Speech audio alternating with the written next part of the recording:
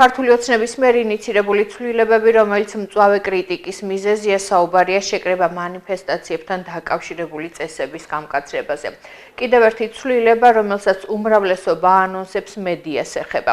კონკრეტულად რას ითვალისწინებს საკანონმდებლო ინიციატივა, თემით შოთიკო სადაღაშვილი შემოგვიერთდება. Irma, თავდაპირველად საუბარი უნდა დავიწყო იმით, რომ ქართული ოცნების საპარლამენტო უმრავლესობამ შეკრება მანიფესტაციებთან დაკავშირებულ წესებს და მასთან ერთად ადმინისტრაციული და სისხლის სამართლებრივი პასუხისმგებლობის გამკაცრების საკითხს მეორე მოსმენით უკვე დაუჭირა მხარი, რაც იმას ნიშნავს, რომ სულ მალე ქართული ოცნების ავტორობით მომზადებულ ცვლილებებს პარლამენტი დაჩქარებული წესით მიიღებს. საკანონმდებლო პაკეტის საფუძველზე აიკრძალება მესაკუთრის წინასწარი წერილობითი თანხმობის გარეშე შეკრების ან მანიფესტაციის ჩატარება დახურულ სივრცეში, აგრეთვე აიკრძალება შეკრების ან მანიფესტაციის ჩატარებისას შენობის შესასვლელების, ავტომაგისტრალების, ხიდების, გვირაბების, ესტაკადების, მუნიციპალიტეტის მიერ განსაზღვრული სატრანსპორტო კვანძებისა და რკინიგზის ბლოკირება. ჯარიმის ნაცვლად პატიმრობა იქნება განსაზღვრული ძალადობრივი ქმედებების საჯარო მოწოდებებზე, პოლიციელებზე ძალადობისა თუ მუქარის ფაქტებზე კი პატიმრობის ვადები გაიზრდება. ეს აკრძალვები და გამკაცრებული კანონები ოპოზიციას აფიქრებინებს, რომ ხელისუფლება შიშია და მის მიერ მიღებული გადაწყვეტილებებით სწორედ მათ დააზიანებს, ვინც საკანონმდებლო გადაწყვეტილებების მიღებაშია ჩართული. ხელისუფლების ოპონენტები თვლიან, რომ აღნიშნული ოცნების ხელისუფლებიდან წასვლის წინაპირობას ქმნის, რაც შეეხება მმართველ გუნდს, გორის მუნიციპალიტეტის საკრებულოს წევრს მიაჩნია, რომ კანონები აქამდეც უნდა გამკაცრებულიყო და ამის მაგალითად რუსთაველის გამზირზე განვითარებული მოვლენები მოჰყავს, როდესაც მათი შეფასებით პოლიციელების დაწვა სადეს.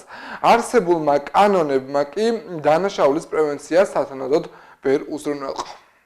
ხელისუფლებას აქვს უზარმაზარი შიში იმისა, რომ ყველა მაჩვენებელი მათ საწინააღმდეგოდ მეტყველებს და უნდათ რაღაც ბერკეტები შეიმუშაონ, გამოიგონონ ხელისუფლებაში დარჩენისა, თუმცა მე შემიძლია ვთქვა ერთი რამ, რომ როცა ყველაფერი აკრძალულია, მაშინ უკვე ყველაფერი დაშვებულია. და ერთიც აუცილებლად ხაზგასმით მინდა აღვნიშნო, რომ როდესაც ესეთი ტირანული რეჟიმის შექმნა ხდება, ეს რეჟიმი ვისაც ინელებს პირველ რიგში არის სწორედ ის ხალხი, ვინც ამ რეჟიმს ქმნის პირველ საფეხურს.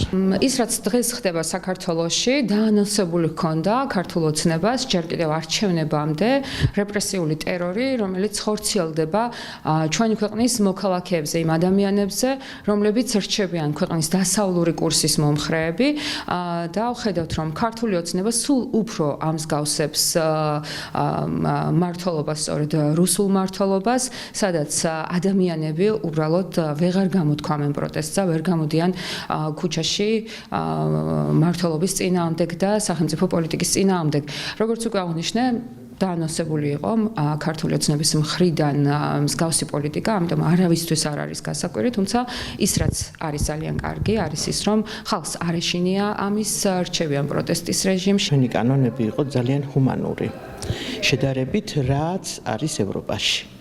კარგად იციან, რომ ადმინისტრაციული კანონი როგორი სიმკაცრის არის ევრო სტანდარტების მიხედვით, პოლიციელზე თავდასხმა როგორი ისჯება კანონით ევროპაში, ესეც კარგად იციან და რა თქმა უნდა, თუ კი ჩვენ ევროპისკენ მივდივართ და ევრო ინტეგრაციის გზას ვადგევართ, ჩვენი კანონებიც აქამდეც უნდა გამკაცრებულიყო. შემსახურება ადმინისტრაციული კანონი და ეს ახლა ეს იმდენად არიან უკვე ეს ოპოზიციური სპექტრი გათავხედებული, რომ პოლიციელზე თავდასხმა ვნახეთ ჩვენ ვიხილეთ პარლამენტის წინ როგორი თავდასხმა იყო, რამდენი ასეულობით პოლიციელი დასახიჩრდა, დაიწვა, ცოცხლად წავდნენ პოლიციელებს, ესროდნენ მოლოტოვის კოქტეილებს და ეს უნდა, რა თქმა უნდა გამკაცრდეს და დაისაჯოს დამნაშავე.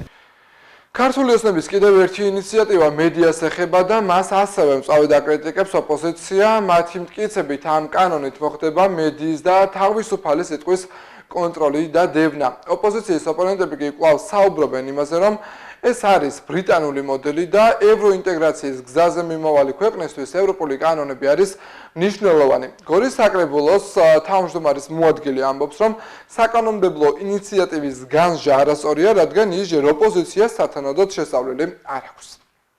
სანქციებით გაბრაზებულმა და გამწარებულმა ხელისუფლებამ პარლამენტს დაავალა მიეღო რეპრესიული კანონები და ანტიმედიური კანონები. ეს ის კანონებია, რომლებიც ჩემი აზრით შეუძლიათ წერონ და იკითხონ, თუმცა მე როგორც ვხედავ, მისი წამკითხავის არავინაა პარლამენტში რეპრესიული კანონები ყოველთვის ამ რეპრესიების განხორციელებელ და ამ კანონების მიმღებ ხელისუფლებას შემოუტრიალდება ხოლმე და მას მოუწევს რომ გახდეს ასეთი კანონების მსხვერპლი. თუ ვერ მიხვდნენ დღემდე რომ არავის არ ეშინია არც პრაქტიკული რეპრესიებით, არც კანონით მიღებული რეპრესიების. პირველი რაც შეიძლება ამ თემებთან დაკავშირებით ითქვას ერთი და კონკრეტული ის არის რომ რაც კი საკანონმდებლო ინიციატივა არის დაინიცირებული გუშინ წილ საპარლამენტო უმრავლესობის ლიდერების მხრიდან ქვეყნის პირველი პირების მხრიდან ყველა პროექტთან მიმართებაში იქნა განმარტება და შენიშვნა და ადვილი გადასამოწმებადია, რომ მათ შორის მედიასთან მიმართებაში საკანონმდებლო ცვლილებები ზუსტად ბრიტანული მოდელის ერთ-ერთში გადმოტანა იქნება. ასევე იყო წინა პერიოდებშიც, ასე იგი არ მოსწონთ კანონი გამჭვირვალეობის, რომელიც ამერიკულია. არ მოსწონთ ბრიტანული კანონი, არ მოსწონთ ფრანგული და გერმანული სამართალი და ამ სამართლზე დაფუძნებული საკანონმდებლო აქტები რაღაც ძალებს და რომ კითხო ევროპელები არიან.